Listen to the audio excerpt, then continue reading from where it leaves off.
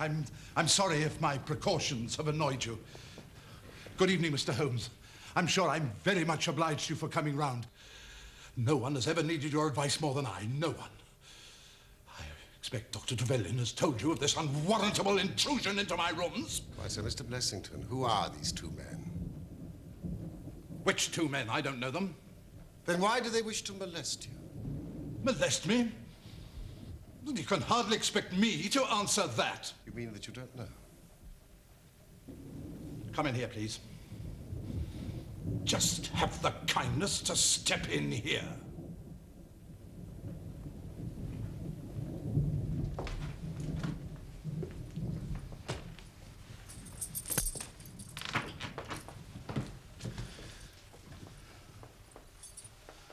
I've never been a rich man, Mr. Holmes.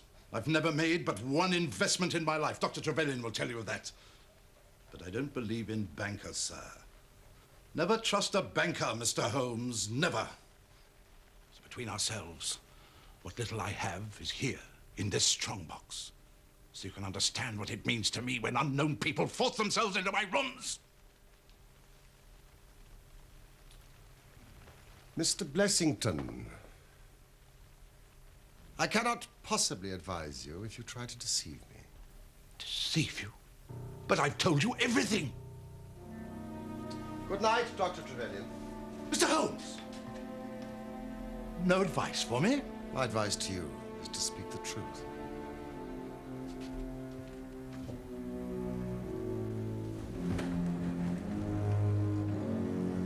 Holmes?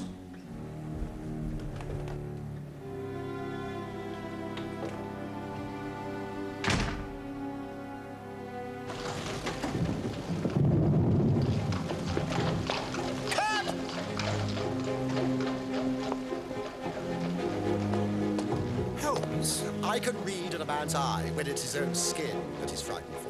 Yes, but why did you call him a liar? Because I am certain that he does know who these men are. Cab!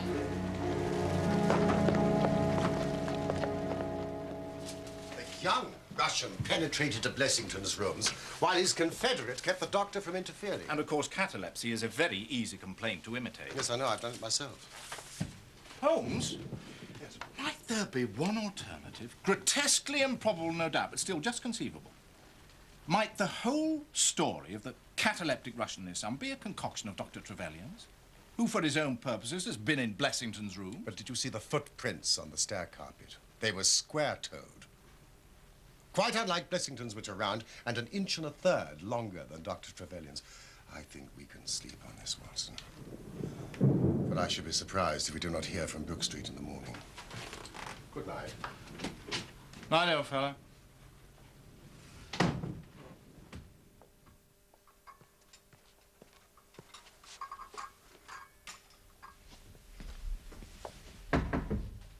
Morning, Doctor. Your tea's here. Thank you, Nora.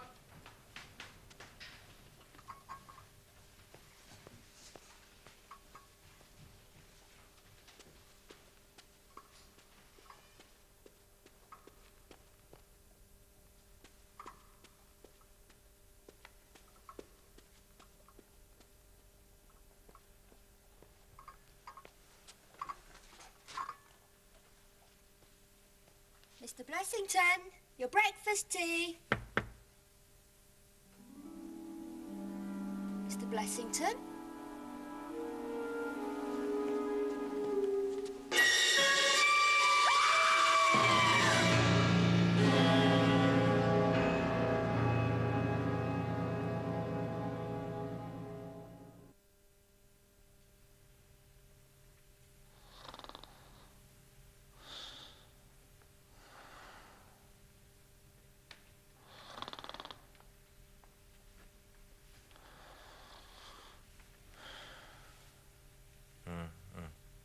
Watson. Get dressed quickly. There's a cab waiting for us. Why? What's the matter? The Brook Street business. Any fresh news? For God's sake, come at once, P. Trevelyan. Oh, Mr. Holmes, I'm so glad you could come. What has happened? Mr. Blessington has committed suicide. Suicide? Yes. He hanged himself during the night.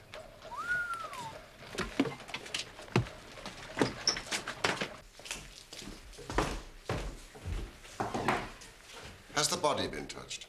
No. Where is the page? Nowhere to be found.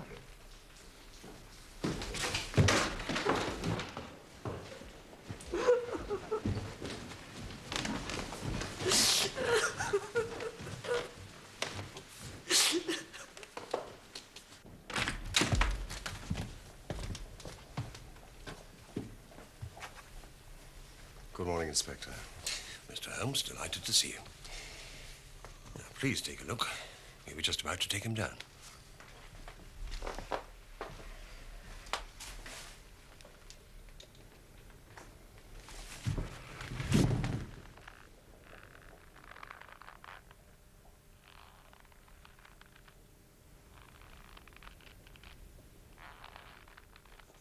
Right, Inspector. Straight up!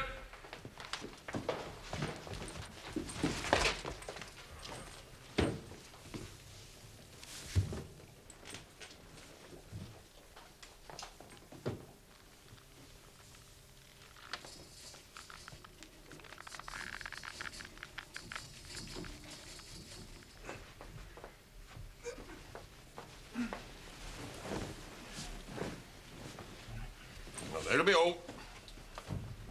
Have you heard of the events leading up to this affair? Yes, Dr. Trevelyan has told me something of them. And have you formed an opinion? As far as I can see, the man was driven out of his senses by fright. The bed has been well slept in. There was his impression deep enough for all to see. It is about 5 in the morning, you know, that suicides are most common. That would be about the time that he hanged himself. Seems to be in a very deliberate affair.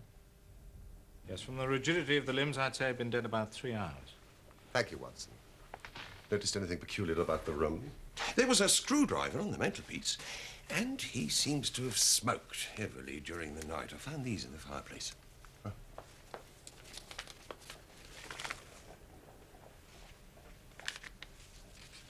Have you his cigar holder? No, I haven't seen one. His cigar case, then? Yes, it was in his coat pocket.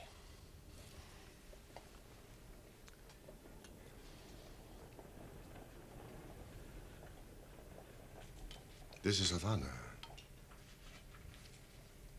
And these others are the cigars of the peculiar sort which are imported by the Dutch from their East Indian colonies.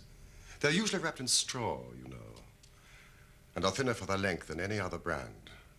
I don't suppose you've read my monograph on cigars and cigar ash. Well, I No, of course not. Thank you. These have been smoked with a holder, and these without. These have been cut by a not very sharp knife, and these have had their ends bitten off by a set of very excellent teeth. There were 3 men here last night. Good heavens, But nothing was stolen, so what were they doing here? That is what we have to find out. How did they get in? The same way we did, through the front door. But the door was barred in the morning. Then it was barred after they left.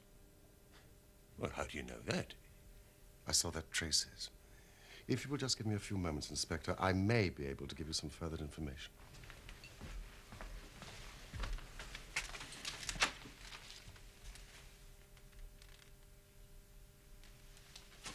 Don't move, Watson.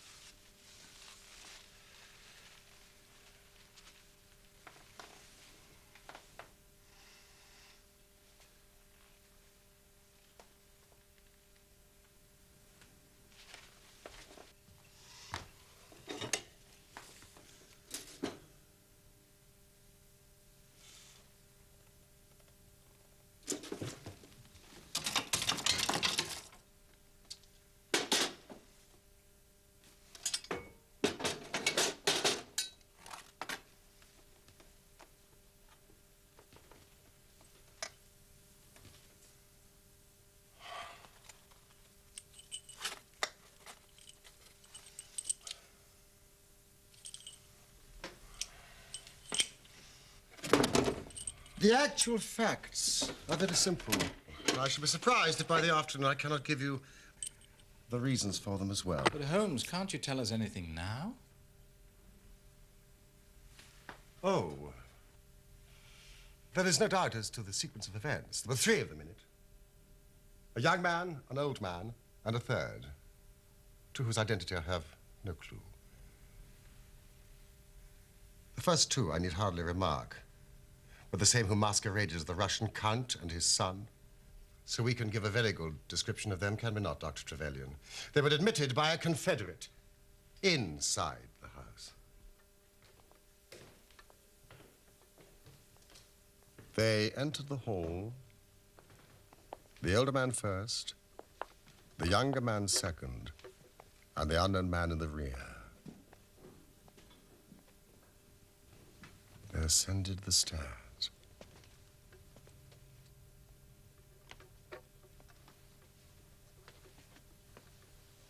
With the help of a wire, they forced the key. Even without the lens, you can see where the pressure has been applied. On entering the room,